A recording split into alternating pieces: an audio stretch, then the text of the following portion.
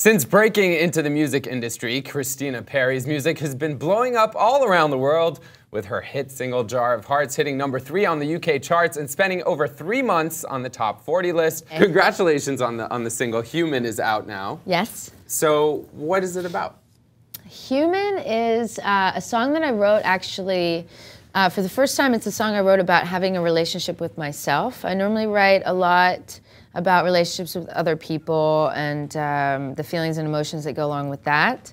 And this was just literally one day I was crying at the piano and I was having a really hard time, and I wrote Human so that I would feel better, and it ended up being not only on the album but the first single. Like, I thought it was going to be one of my secret little diary songs. Yeah. And it's probably the most honest and vulnerable song on the whole new album, and it's just about self-forgiveness, really. Is there anything in particular you're forgiving yourself for?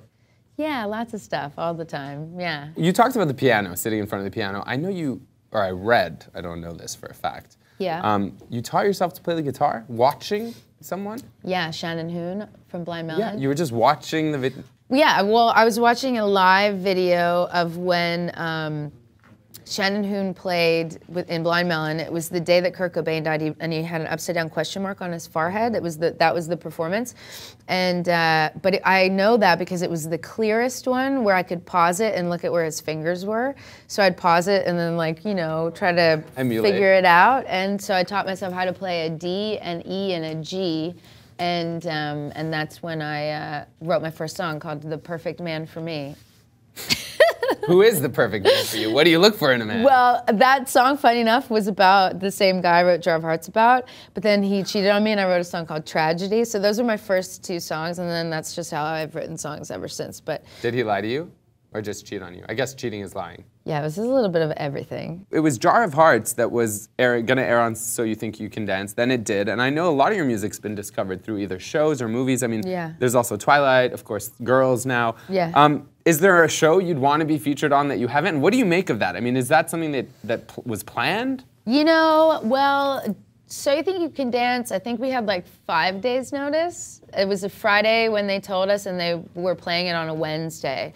And that's when I was a waitress. I didn't even have a record deal or managers or anything. I mean, that was bananas that week. But well, I mean, did you anticipate in those days? Because right when it played, no, I thought maybe someone would download it, like my mom. You know, I'm like, oh yeah. I'm like, well, we have to put it on iTunes, you know, because like it has to be legitimate. I made up a record label. I called it Perry Lane Records. Like, I mean, the whole thing was just so cute because we were like, yeah, maybe someone will buy it, and like 220,000 people bought it that night. Or that week, or whatever. Anyway. What was that like? I mean, seriously. Cinderella. Is it disbelief? Yeah. I stayed up that whole night and answered everyone's questions and emails on Facebook, because I had a Christina Perri Facebook, you know, because I was just a normal existing human being.